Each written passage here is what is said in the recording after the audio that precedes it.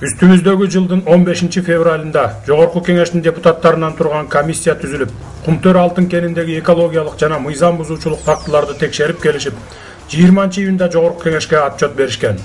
1992 жылдан баштап бүгүнкү күнгө чейинки келишимдердин мыйзамдуулугун карап чыгышканда, бардык келишимдер мафиялык, коррупциялык жол менен түзүлүп, мамлекеттин кызыкчылыгына эмес, саналуу гана биздин чиновниктердин чөнтөктөрүнө миллиондогон долларлар, тонналаган алтындар түшкөнү маалым болду. Ал эми бүгүнкү күнгө чейинки бардык келишимдер эл аралык келишимге жатпай тургандыгын Бириккен Улуттар Уюму ушул жылдын 25 апрелинде Тышкы иштер министрлигине берген катында тастыктаган.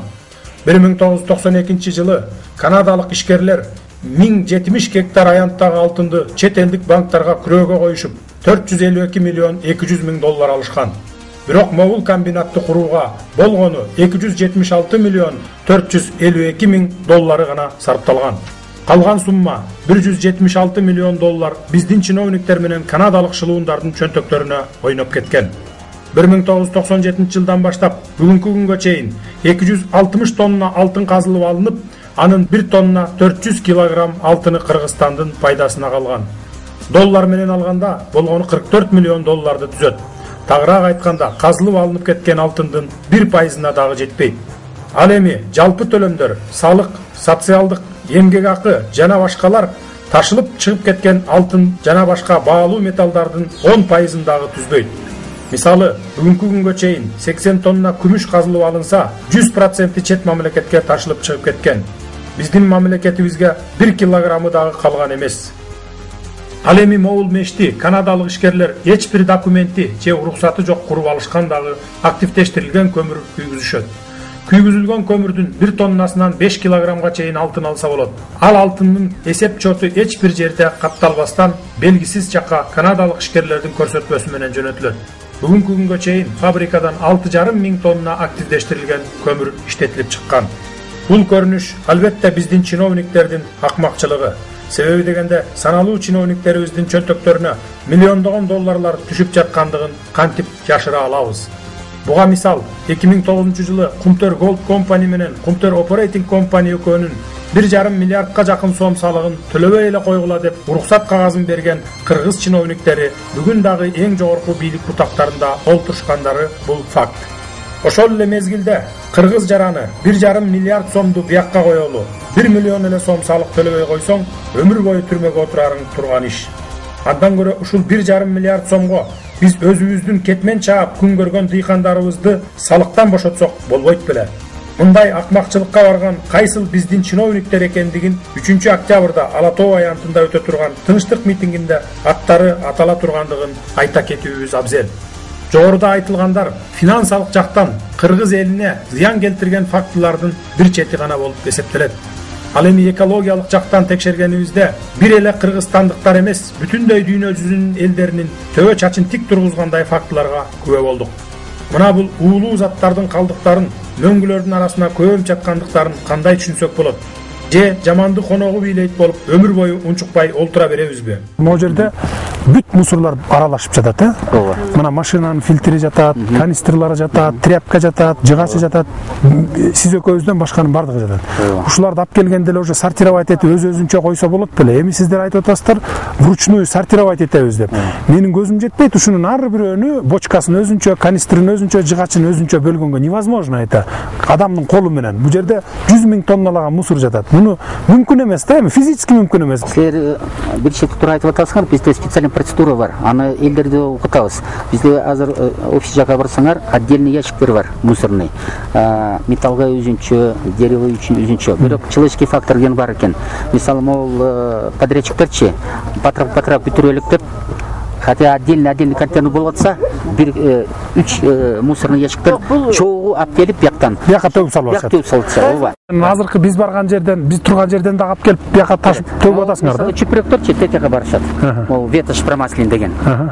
Биякта көбүнчөсү мол мешок, а ичинде жанакы столовойдан чыккан мусорлар. Дегил ошол пластмассовый азыр эми ушул эле көмүлүп аткандын арасында калып калат да эми пластмассовый. Ал эми бул бытовой аткутка кирбесе керек да. Вообще мисалы тиякта фильтрде турат, болбош керек, а бул жерде жатат мына. Тиги жерде машиналардын фильтрлери турат, КамАЗдардынбы, БелАЗдардынбы фильтрлери. Ошол менен айтып человеческий фактор. Тияктан раздельно болуп атпайбы. Тигилер особенно түнчүндө. Түнчүндө эч ким контроль жасабайт. Мастерлер жок.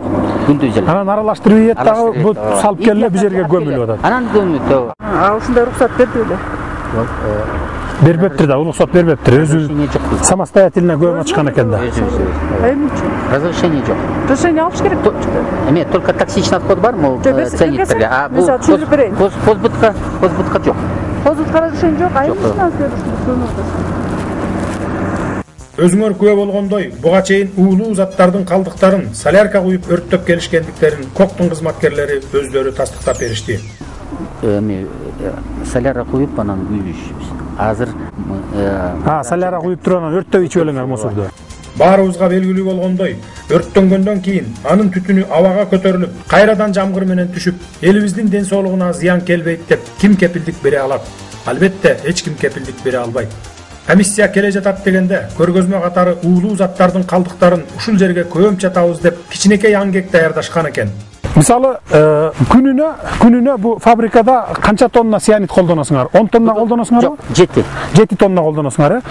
Анан ошол 7 тоннадан чыккан таралардын бардыгын баягы калдыктардын бияка төгүш керек эле.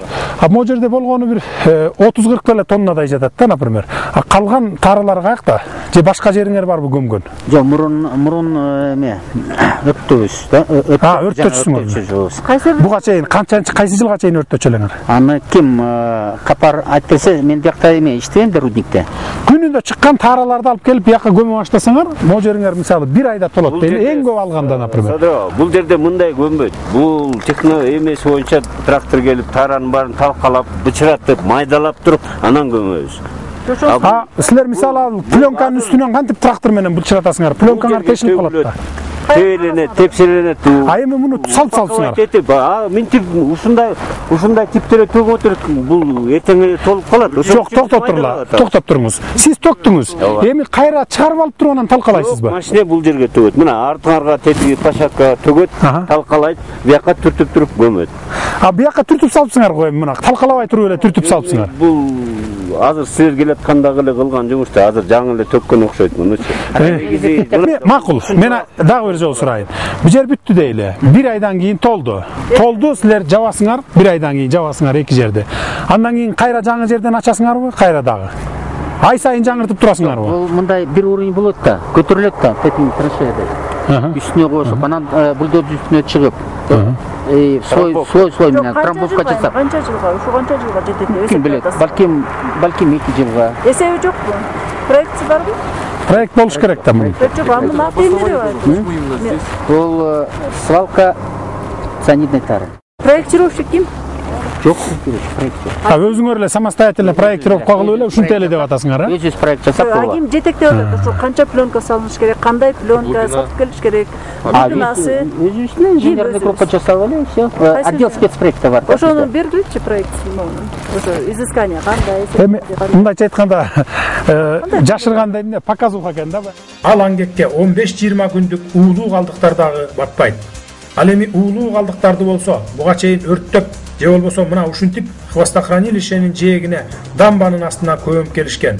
Эгер ушул уу калдыктар менен кошо могу хвостохранилище суу менен агылып, нарын суусуна кошулуп ылдый акса, анда нарын, токтогул, крупсай, таш көмүр жана башка ушул суунун жээгинде жайгашкан калкыбыздын жашоосу эмне болот? Эч ким жакшы жашоого кепилдик бере албайт. Себеби бул хвостохранилищенин жээгиндеги могул таштандылар менен курулуп жаткан дамбалар талапка жооп бербей тургандыгы бул ачуу чындык. Ага катар 2 чакырым жерде иштетилген кыймылдаткыч майлары куюлуучу идиштери жайгашкан. Алар тешилип калганбы же ашып төгүлүп жатабы? Эч кимдин иши жок. Мына толуп калыптыр эми. Пленка болгон менен баке баре контакт болот арасында жерге просачивается же. Жерге контакт просачивается. Жок, койдур. Мына бүгүнкү күндө толуп калды. Пленка каяка? Жок, чыккан. Кыргачы, мояка чен. Астында бар жокпу? Бул жерде жок болот да.